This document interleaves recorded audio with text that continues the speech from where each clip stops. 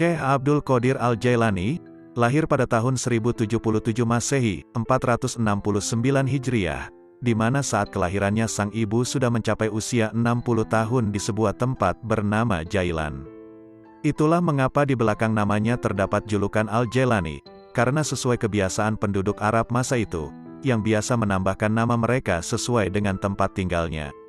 Syekh Abdul Qadir Al-Jailani wafat pada malam Sabtu, 10 Rabiul Awal 561 Hijriah, di usianya yang ke-90 tahun dikarenakan sakit ringan dalam waktu yang relatif singkat.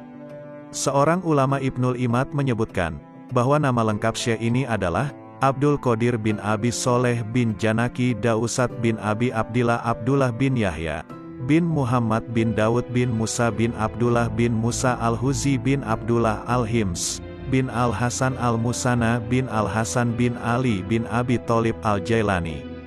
Dalam usia 18 tahun, ia sudah meninggalkan Jilan menuju Baghdad pada tahun 488 Hijriah, 1095 Masehi. Karena tidak diterima belajar di Madrasah Nizamiyah, Baghdad, yang waktu itu dipimpin Ahmad Al-Ghazali, yang menggantikan saudaranya Abu Hamid Al-Ghazali. Di Baghdad dia belajar kepada beberapa orang ulama seperti Ibnu Aqil, Abul Hattad, Abul Husain Al-Farah, dan juga Abu Sa'ad Al-Muharrimisaim. Dia menimba ilmu pada ulama-ulama tersebut hingga mampu menguasai ilmu-ilmu usyul, dan juga perbedaan-perbedaan pendapat para ulama. Dengan kemampuan itu, Abu Sa'ad Al-Muharrimi yang membangun sekolah kecil-kecilan di daerah Babul Azaj, menyerahkan pengelolaan sekolah itu sepenuhnya kepada Syekh Abdul Qadir Al-Jailani. Ia mengelola sekolah ini dengan sungguh-sungguh. Bermukim di sana sambil memberikan nasihat kepada orang-orang di sekitar sekolah tersebut. Banyak orang yang bertaubat setelah mendengar nasihatnya, banyak pula orang yang bersimpati kepada dia, lalu datang menimba ilmu di sekolahnya hingga sekolah itu tidak mampu menampung lagi. Syekh Abdul Qadir Al-Jailani, nama asli beliau ialah Muhyiddin Abu Muhammad Abdul Qadir. Beliau adalah keturunan Rasulullah, melalui putri baginda Siti Fatimah Al-Zahra. Beliau adalah seorang ahli sufi yang tidak asing lagi di dunia Islam, sehingga terdapat satu aliran tarikat yang diasaskannya yaitu Tarikat Qadariyah. Tulisan, nasihat dan buah pikiran beliau berkenaan dengan ketuhanan dan tasawuf senantiasa mendapat perhatian, dan menjadi rujukan walaupun beliau telah wafat lebih kurang 900 tahun yang lampau.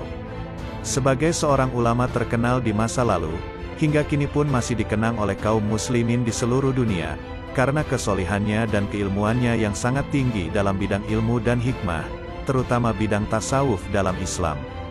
Begitu juga nasihat beliau masih terdengar dan jadi panutan bagi sebagian besar kaum muslim dunia. Sungguh indah mengenang beliau karena kesalehannya, nasihatnya juga amalan soleh beliau.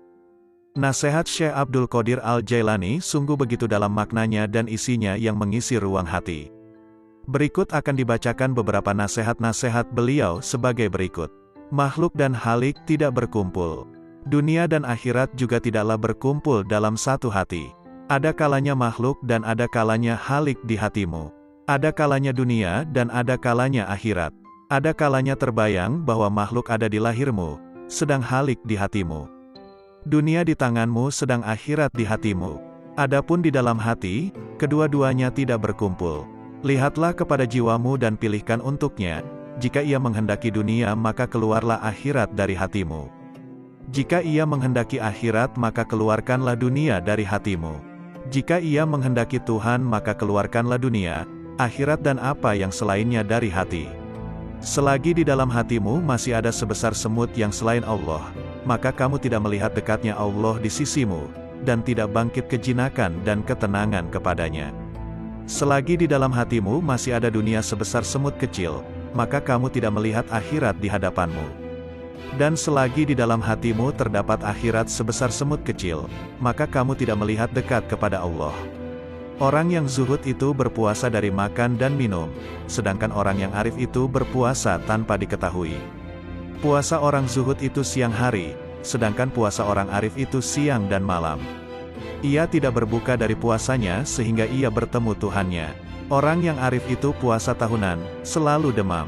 Puasa tahunan dengan hatinya, demam dengan rahasianya, dan ia tahu bahwa sembuhnya itu adalah dengan bertemu Tuhannya dan dekat kepadanya. Lelah itu selama kamu berkemauan untuk menuju dan berjalan kepadanya. Apabila kamu telah sampai dan habis jarak perjalananmu, dan kamu berada di dalam rumah dekat dengan Tuhanmu, maka hilanglah beban itu. Maka tetaplah terhibur dengannya, yang berada di dalam hatimu, dan kamu akan bertambah sehingga kamu mengambil sesuatu di sampingnya. Mulanya kamu kecil kemudian menjadi besar. Apabila kamu sudah besar, maka hati penuh dengan Allah, maka tidak ada jalan dan tidak ada sudut bagi hati untuk selain Allah. Jika kamu ingin sampai kepada ini, maka jadilah kamu mengikut perintahnya, mencegah segala larangannya, berserah diri kepadanya dalam kebaikan dan keburukan, kaya dan fakir, mulia dan hina. Wahai anak, apabila kamu tidak memiliki Islam, maka kamu tidak memiliki iman. Dan bila kamu tidak memiliki iman, maka kamu tidak memiliki keyakinan. Apabila kamu tidak memiliki keyakinan, maka kamu tidak mempunyai makrifat dan pengetahuannya. Ini adalah bertingkat-tingkat. Apabila Islam telah benar bagimu, maka penyerahan itu telah benar bagimu. Jadilah kamu orang yang berserah diri kepada Allah dalam seluruh keadaanmu, disertai dengan memelihara batas-batas syarak dan menepati syarak itu. Serahkan kepada Allah akan hak jiwamu dan selainmu.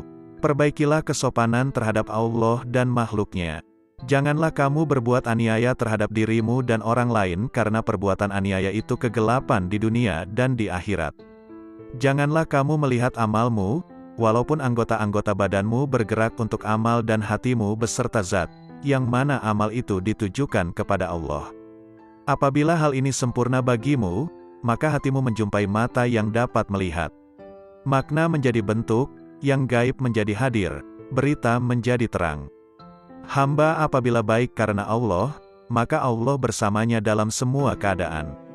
Allah mengubahnya, menggantikannya dan memindahkannya dari satu keadaan kepada keadaan yang lain. Seluruhnya menjadi berarti, seluruhnya menjadi keimanan, keyakinan, pengetahuan, pendekatan dan kesaksian. Seluruhnya menjadi siang tanpa malam, sinar tanpa gelap, jernih tanpa keruh, hati tanpa nafas, rahasia tanpa kasar, fana tanpa wujud, gaib tanpa hadir.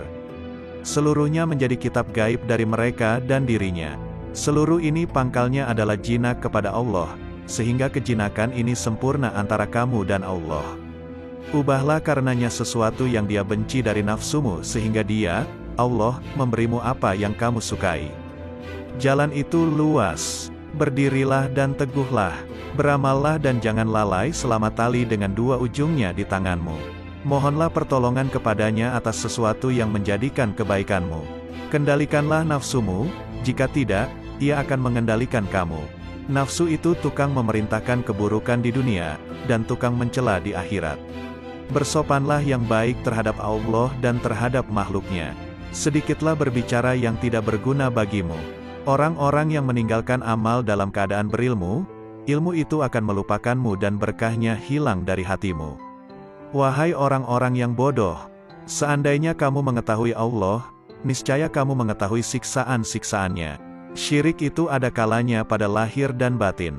Syirik lahir ialah menyembah berhala, sedangkan syirik batin ialah berpegang kepada makhluk dan memandang mereka dapat memberi kemudaratan dan manfaat. Wahai anak, janganlah kamu menuntut sesuatu kepada seseorang. Dan jika kamu mampu untuk memberi dan tidak mengambil, maka lakukanlah. Kamu melayani dan kamu tidak minta dilayani oleh orang lain, maka lakukanlah. Suatu kaum itu disibukkan untuk memberi kepada makhluk. Mereka mengambil dan memberi, mengambil dari karunia dan rahmat Allah dan memberikan kepada fakir dan miskin yang ditimpa kesempitan. Mereka tunaikan hutang orang yang berhutang yang tiada kuasa untuk melunaskannya.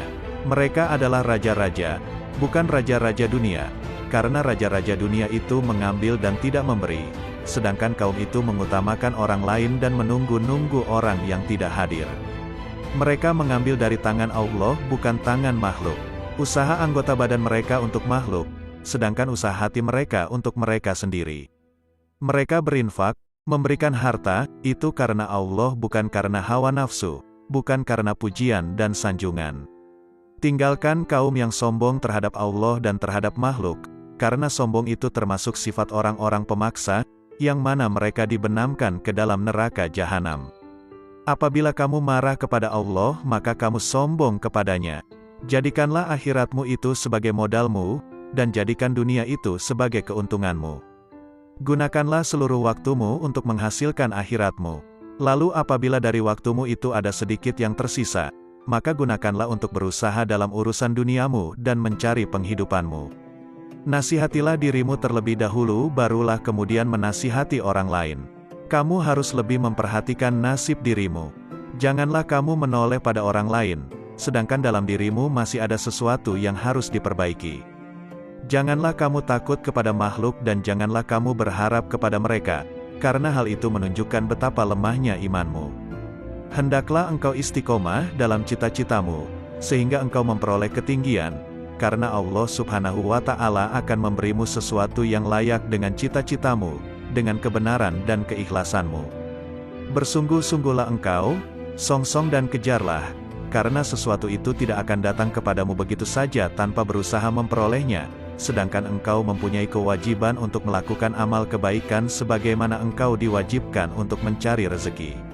Selama hidup di dunia ini, yang terbaik adalah menyelamatkan hati dari buruk sangka. Orang itu dikatakan dekat dengan Allah selama dia meluangkan waktunya untuk berzikir setiap hari. Bantulah orang fakir dengan sebagian harta kalian. Jangan pernah menolak pengemis, padahal kalian mampu memberikan sesuatu untuknya baik sedikit maupun banyak. Raihlah kasih sayang Allah dengan pemberian kalian. Bersyukurlah kepada Allah yang telah membuat kalian mampu memberi. Jika pengemis adalah hadiah dari Allah, sementara kalian mampu memberinya, mengapa kalian menolak hadiah itu? Bohong kalau kalian mendengar nasihat dan menangis di hadapanku, tapi saat orang datang meminta uluran tangan, kalian malah membiarkannya. Itu menunjukkan bahwa tangisan kalian belum karena Allah. Seorang yang berzuhud dan berada pada tahap permulaan, mesti menghindarkan diri daripada semua manusia dan orang-orang fasik yang melakukan maksiat. Tetapi setelah mencapai tahap kesempurnaan, dia tidak akan menghindarkan diri, bahkan dia akan mencari mereka, karena penawar mereka itu ada padanya. Karena apabila seseorang itu telah mengenal Allah, dia tidak akan menghindar dari sesuatu apapun dan tidak akan takut selain daripada Allah. Barang siapa yang sudah sempurna makrifatnya kepada Allah, maka makrifat itulah yang akan menjadi pemandu baginya. Seseorang bertanya kepada Syekh bagaimana untuk mengeluarkan cinta kepada dunia. Hendaklah engkau melihat dengan kedua-dua mata hatimu kepada cacat celah dunia ini. Perangilah hawa nafsumu hingga ia menjadi tenang. Jika nafsumu telah tenang, maka engkau akan mampu melihat cacat celah dunia ini, dan kamu akan bersikap zuhud terhadap dunia ini. Ketenangan itu akan wujud jika engkau memandang dari hati dan menyesuaikannya dengan bisikan batinmu. Jika engkau menginginkan kemakrifatan kepada Allah, maka engkau ridalah dengan koda dan kadarnya, dan janganlah engkau jadikan nafsu, syahwat, perangai, dan keinginanmu sebagai sekutu baginya dalam kedua-dua hal tersebut. Tundukkan nafsumu sebelum engkau ditundukkannya. Disampaikan di Madrasah Al-Mamurah, hari Ahad pagi, 3 Syawal 545 Hijriah. Sesungguhnya, siapa yang ingin memperbaiki dirinya, maka hendaklah dia berlatih memerangi nafsunya, sehingga dirinya bebas daripada cengkeraman nafsu karena seluruh nafsu itu mengajak kepada kejahatan. Hai pemuda, nasihatilah dirimu sendiri terlebih dahulu sebelum kamu menasihati orang lain.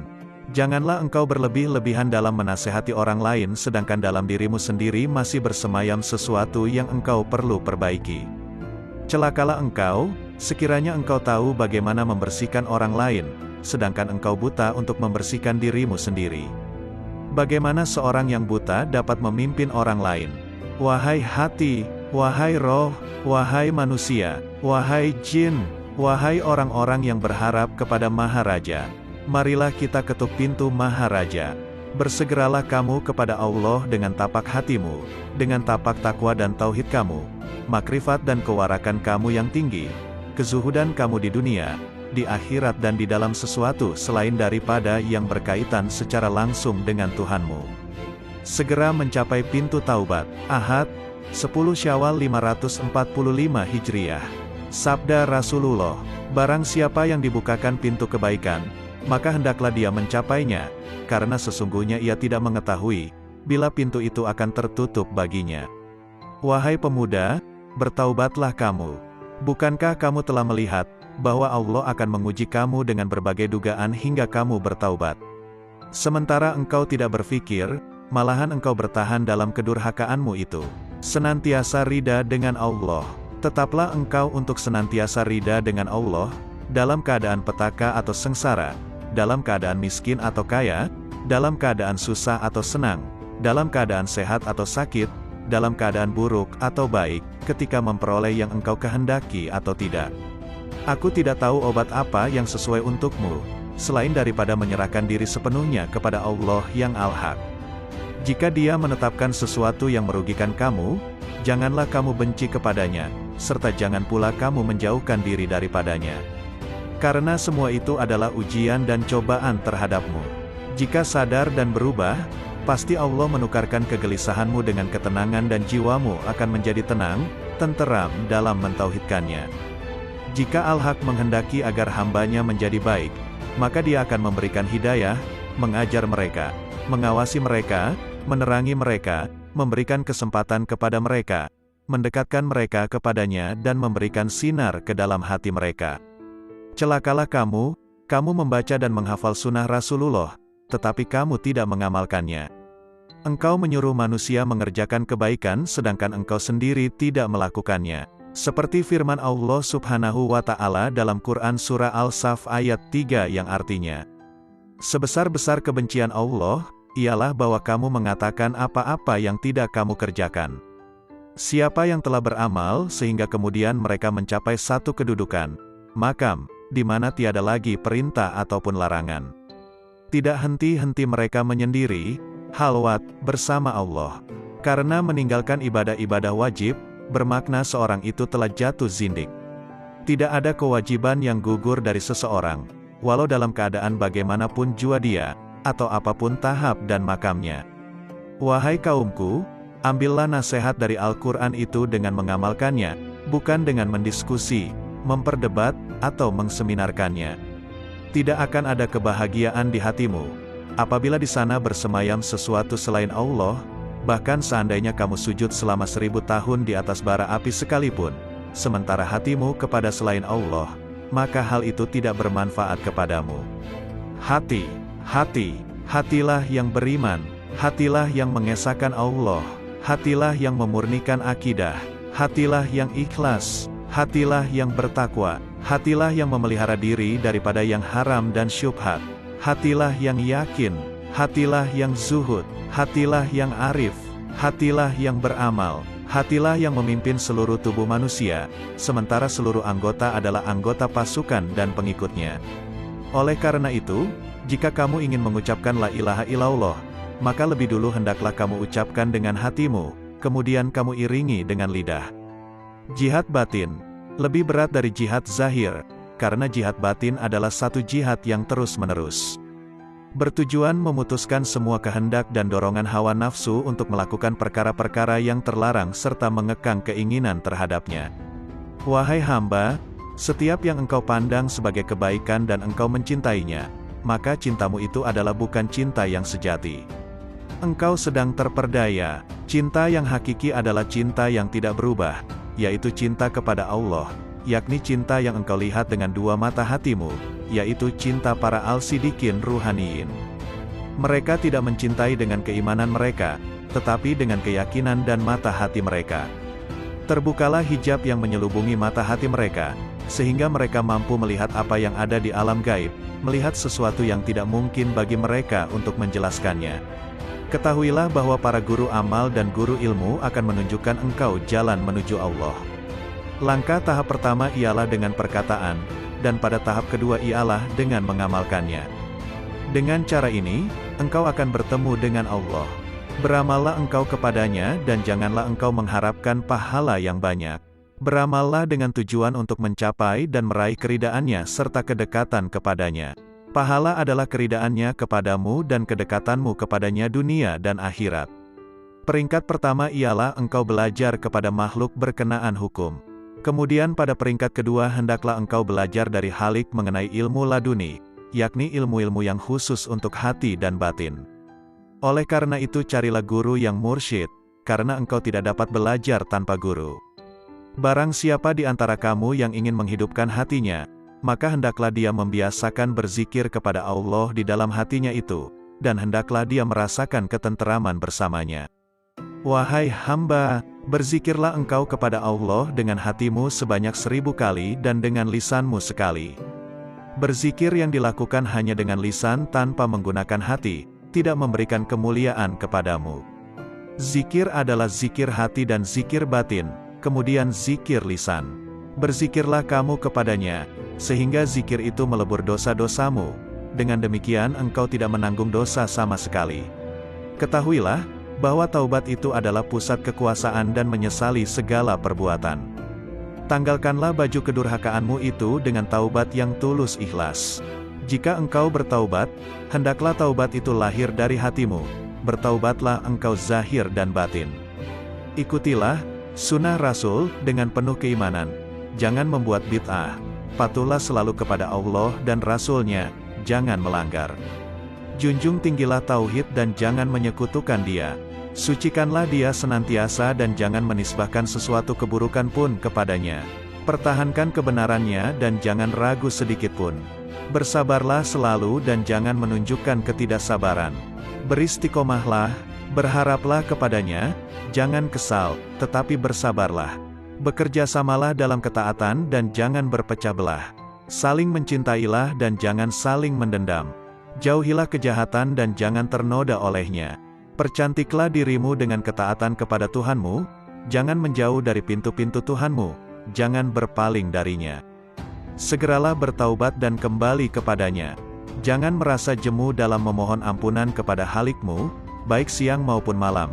Niscaya rahmat dinampakkan kepadamu, maka kamu bahagia, terjauhkan dari api neraka dan hidup bahagia di surga, bertemu Allah, menikmati rahmat-Nya, bersama-sama bidadari di surga dan tinggal di dalamnya untuk selamanya, mengendarai kuda-kuda putih, bersukaria dengan hur-hur bermata putih dan aneka aroma, dan melodi-melodi hamba-hamba sahaya wanita, dengan karunia-karunia lainnya, termuliakan bersama para nabi, para sidik, para syahid, dan para soleh di surga yang tinggi.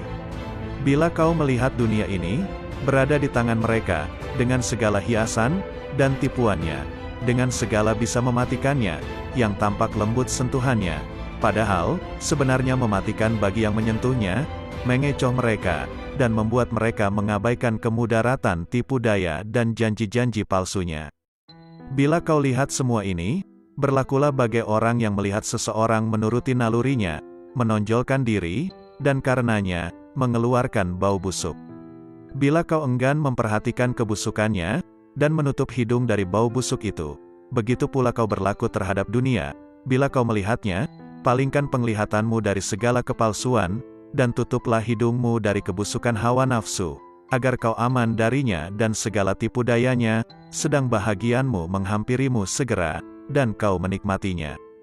Allah telah berfirman kepada nabi pilihannya, dan janganlah kamu tujukan kedua matamu kepada yang telah kami berikan kepada beberapa golongan dari mereka, sebagai bunga kehidupan dunia, untuk kami uji mereka dengannya, dan karunia Tuhanmu lebih baik dan lebih kekal. Quran Surah Taha ayat 131. Apabila timbul di dalam benakmu keinginan untuk menikah, padahal kau fakir dan miskin, dan kau tak mampu memenuhinya, maka bersabarlah dan berharaplah senantiasa akan kemudahan darinya, yang membuatmu berkeinginan seperti itu, atau yang mendapati keinginan semacam itu di dalam hatimu, niscaya Ia akan menolongmu, atau dengan memudahkanmu menanggung beban hidupmu itu, dengan mengaruniaimu kecukupan, mencerahkanmu dan memudahkanmu di dunia dan akhirat. Lalu Allah akan menyebutmu sabar dan mau bersyukur, karena kesabaranmu dan keridaanmu atas ketentuannya. Maka ditingkatkannya kesucian dan kekuatanmu. Dan Allah berjanji untuk senantiasa menambah karunia-Nya atas orang-orang yang bersyukur, sebagaimana firman-Nya. Sesungguhnya jika kamu bersyukur, pasti kami akan menambah kepadamu, dan jika kamu mengingkari, maka sesungguhnya azabku sangat pedih. Quran Surah Ibrahim ayat 7. Maka bersabarlah, tentanglah hawa nafsumu, dan berpegang teguhlah pada perintah-perintahnya. Ridalah atas takdir yang maha kuasa, dan berharaplah akan ridha dan karunia-Nya. Sungguh Allah sendiri telah berfirman, hanya orang-orang yang bersabarlah yang akan menerima ganjaran mereka tanpa batas. Quran Surah Az-Zumar ayat 10.